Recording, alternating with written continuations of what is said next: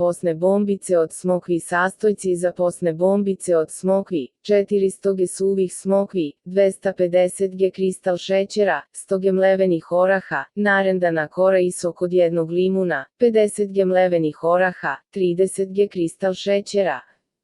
Posne bombice od smokvi se pripremaju na sledeći način: smokve sameljite na mašini za mlevenje mesa, pa ih stavite u dublju činiju.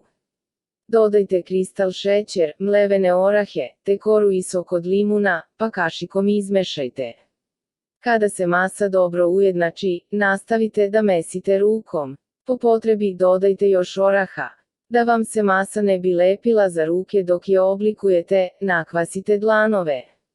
Polovinu kuglica uvaljajte u mlevene orahe, a preostale u kristal šećer. Ostavite na suvom i hladnom mestu da se osuše i poslužite u korpicama.